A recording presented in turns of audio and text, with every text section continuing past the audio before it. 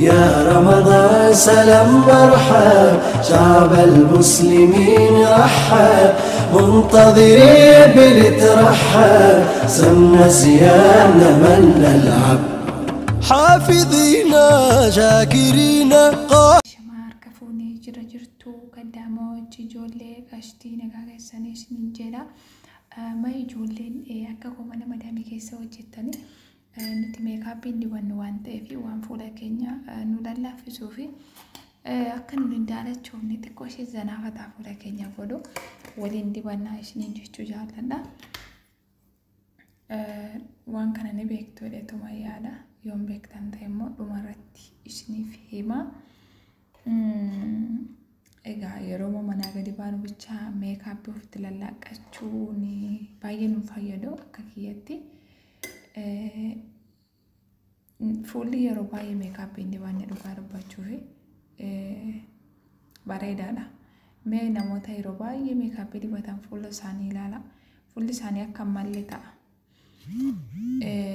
wanta ofirraan babaasaa hin jijjiirama meekaapiin kun yoo wanti inni irraa hojjetamu beekamu wanta ifama bulanii wakkaan meekaapii laaqachaa ooluun baay'ee faayidaa hin qabu akkasuma qulqullina fuula ofii eeggachuun miidhagaadha natti fakkaata maaliif feetu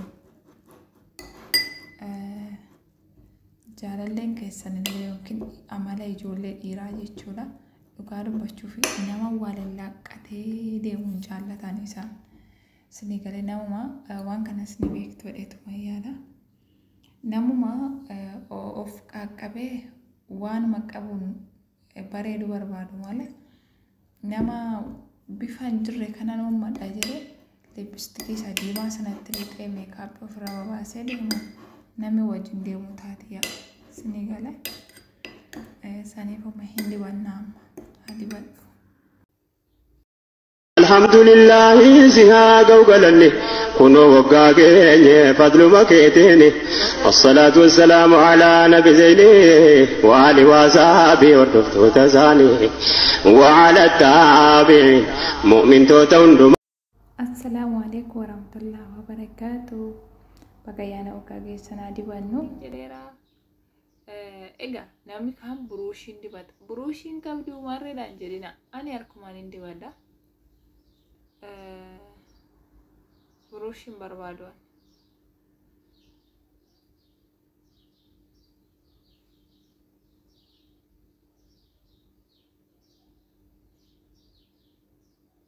wow ofirratti baay'ee dibadhaa hin jenne garuu biqii han baay'ee dibadhaa malee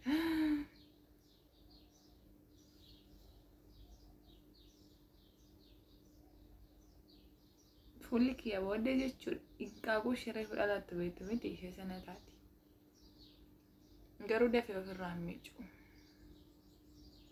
eegaa 15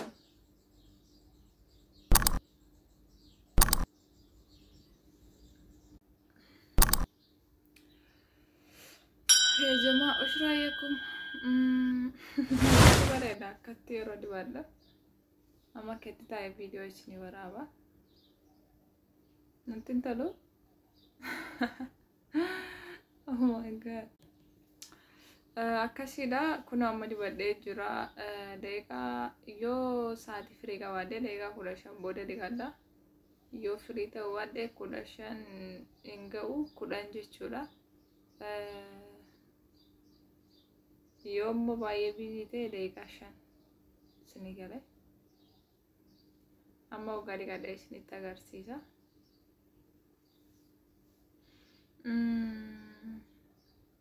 قاعد إيش نتاجرسيسا بقى دقيقة مراسة تايني قاعد إيش نتاجرسيسا دي بدا إيش نينجرا كنوه دي بتاكي دي بديت نينجرا وش رأيكم؟ إيجا نمي كمو دالوت مانو كنا وربي سان كنا تجمدو كبا ميدا جنا كنا دالوت مان نمي كمو ميدا غادا بدا ساتاو غاري ساتاو وربي نساف كنا كميو ميدا جنا يسات أكاسيدا ميدا جنا دبلا جنا دشوكي يوسون ثاني qooda meekaappii garaagarii itti qarshii keenya baafnee fuula keenya bareechina jennee of dhiphifnu wantoota mana keessa jiru waan salphaarraa fuula keenyatti dibannee bareedaadha isiniin jechuu jaalladha. Wanni kamiyyuu kunuunsa barbaada waan ta'eef maammadoon jechuudha hoggaa isa faana deemanii meekaappii diimaa kana diddibatanii wantoota baqa na bareecha jedhanii waan argan kana ofitti lallaaqanii hoggaa duukaa deemanii dhugaa dubbachuuf ijoolleen dhiiraa ofitti qaana'u ijoolleen dhiiraa waan dankaa darbe kana yeroo nuun diddibannee isaan faana deemnu ittiin tolu dibatinuu jechuuti isaan dhiba malee isinii galee dibachuun homaa miti yoo dibanne likkimatti dibachuun bareedaadha. Isuma daangaa darbe dibachuun immoo homaa faayidaa hin qabu. Daangaa darbe hin dibannu isiniin jedha. Ammas immoo wantoota dhugaa dubbachuuf birrii shamarranii wantoota akka dibataatu fixa. Warri waa dibatan hunda miti maashaallah hedduu miti kan dibatu. Gariin nama hin jirame namatti gadi ba'uu barbaade waa ofitti lallaaqatu malee gadi hin baane hedduutu jira. Sun immoo kisaara guddaa qaba. Anumaa yeroo tamaaru jechuudha waa dibachuun jaalladha. Waan akka qeensatti dibatan kana fuulatti lallaaqatan kana waan akka kuulii kana dibachuu tasan jaalladha. Amma garuu namni naa kennee yoo dhimma hin qabu.